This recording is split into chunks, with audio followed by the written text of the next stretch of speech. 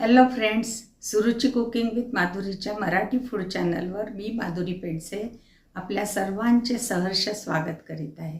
आज माझ्या किचनमध्ये मी दाखवणार आहे कारल्याची परतलेली भाजी। ही खूपच छान लागते आणि सर्वांना आवडेल अशीच आहे। तर चला तर माझ्या किचनमध्ये आपण बघूया ते कशी करायची ते। कारल्याची परतलेली भाजी। कढई ठेवली, गॅस ऑन केलाय।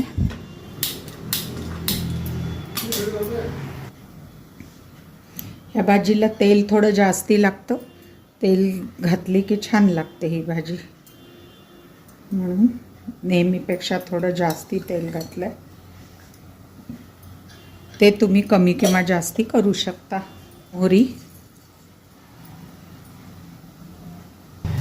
मोहरी तडतडली आहे। आता आपण घालूया कांदा। या भाजीत कांदा जरा जास्ती घातला की छान त्या कांद्याचा असा गुळसटपणा येतो आणि चांगली लागते भाजी।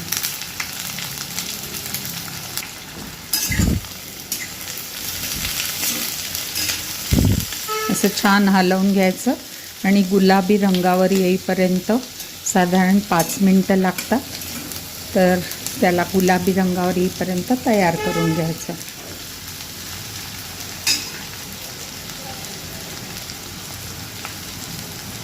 हळद आणि ही धन्याची पूड।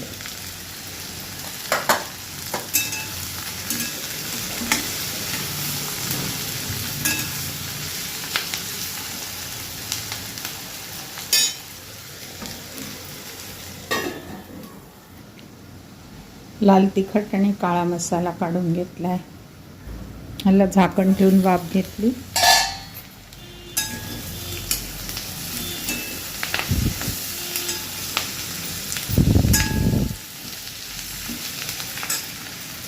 घालते कारल्याच्या फोडी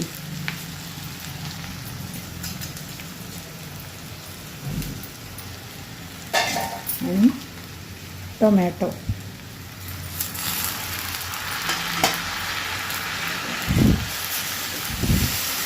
कारली पूर्ण शिजली की मग आपल्याला चिंचेचा कोळ घालायचा आहे। आधी घातला तर कारले लवकर शिजत नाही।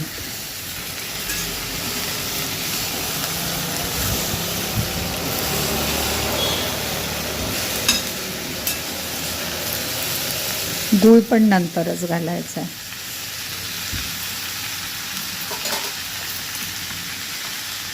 चवीनुसार मीठ।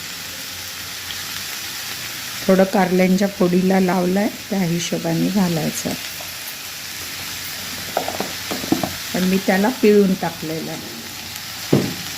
कडू आवडत असलं तर नका पिळू, कारली नाही पिळायची। या पद्धतीने थोडी कमी कडू होते कारल्यामध्ये आंबट घातलं की।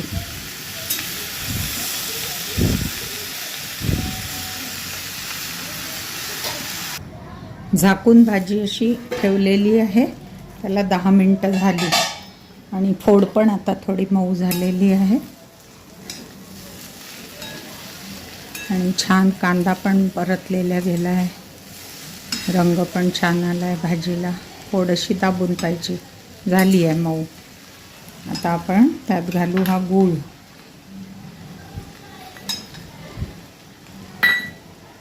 तिखट आणि काळा मसाला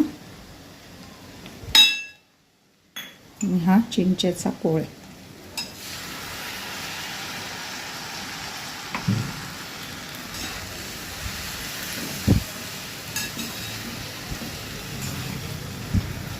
तर गूळ विरघळेपर्यंत साधारण ही भाजी आपल्याला शिजवून घ्यायची आहे। आता गूळ घातल्यानंतर त्याचा पाक होतो, थोडी सैल होते आणि पुन्हा त्याचं पाणी उडवून घ्यायचं।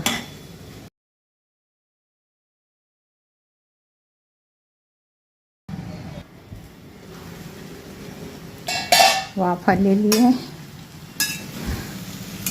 गूळ पण आपला बारीक झालाय।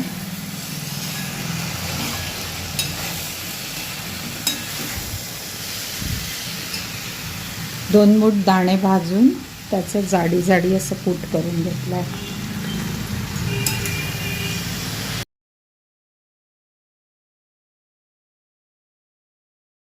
मंद आचेवर 5 मिनटं उघडच अशी ठेवायची आहे.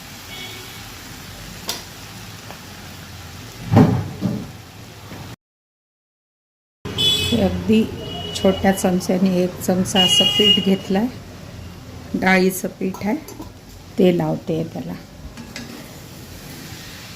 खूप नाही लावायचं आहे, अगदी थोडंसं, कारण आपण चिंच, गूळ, टोमॅटो पण घातलेला आहे आणि दाण्याचं कूट पण घातलं, त्यामुळे बेसन खूप नाही लावायचं. आणि असं मंद मंद थोडा वेळ परतायचं. भाजी तयार आहे. मी गॅस बंद करते.